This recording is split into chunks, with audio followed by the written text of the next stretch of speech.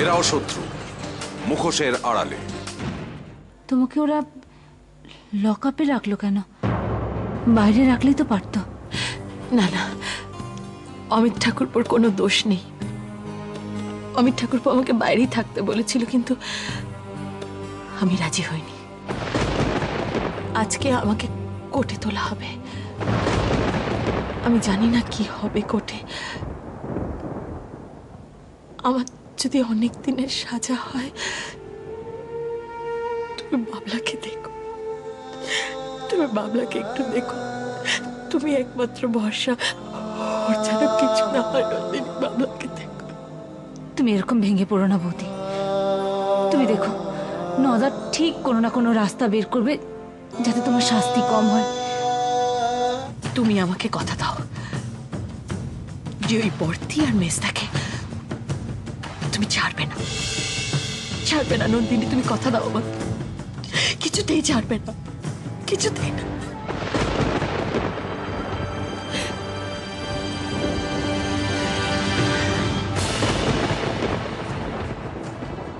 আমি ওদের কত করে বললাম, বাবলা একটা বাচ্চা ছেলে, ওকে মিথ্যে কথা বলো না। ওর ওর মাকে ছেড়ে থাকতে কত কষ্ট হবে। আমার কথা কেউ শোনে?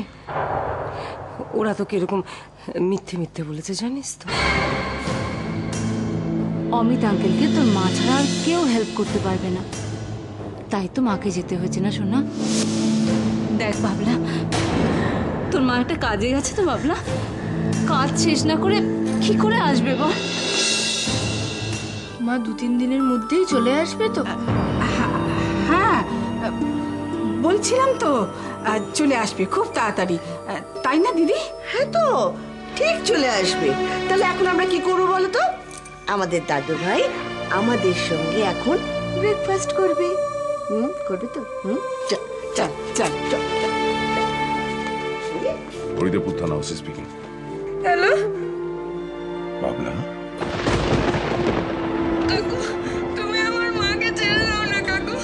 আমার মাকে না দেখতে পেলে আমার খুব কষ্ট হয়। বাবলা শোনা, আমার কথা শোন। তুই কটা দিন অপেক্ষা কর। তুই দেখিস আমি কয়েকদিনের মধ্যেই তোর মাকে তোর কাছে নিয়ে যাব। তুই দেখে নিস। না, তুমি মাকে এক্ষুনি আজকেই আনবে। ভাবলা, আজকে নিয়ে যাওয়া তো সম্ভব নয়। একটু বোঝার চেষ্টা কর। তুমি যদি নিয়ে আসতে নাই পারো, তাহলে তুমি আমার মাকে ধরে নিয়ে গেলে কেন কাকু? কেন নিয়ে গেলে কাকু? আমি তোমাদের কারোর সাথে কথা বলবো না, কারোর সাথে না।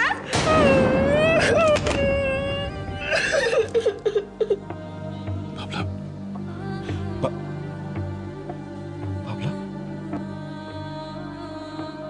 এই ছোট্ট ছেলেটার প্রশ্নের কি উত্তর আমি দেব? কি বলবো ছোট্ট বাবলাকে? কি অপরাধে ওর মাকে আমি অ্যারেস্ট করেছি?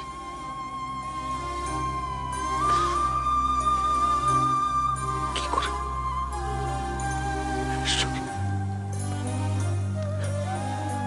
ওর মায়ের অপরাধে ছোট্ট ছেলেটা নিজে শাস্তি পাচ্ছে।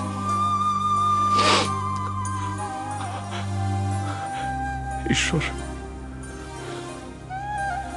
ছোট্ট ছেলেটাকে শক্তি দাও, ওর মনকে একটু শান্তি দাও ঈশ্বর। ওর প্রশ্নের উত্তর আমার কাছে নেই।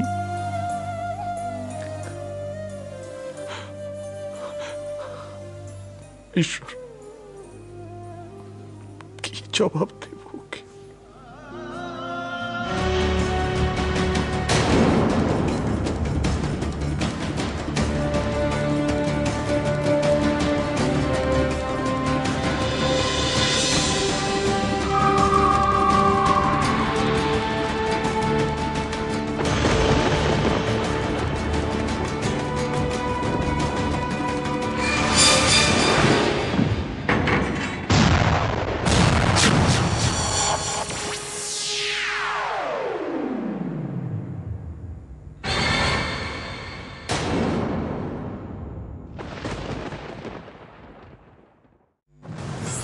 এরাও শত্রু, মুখোশের আড়ালে।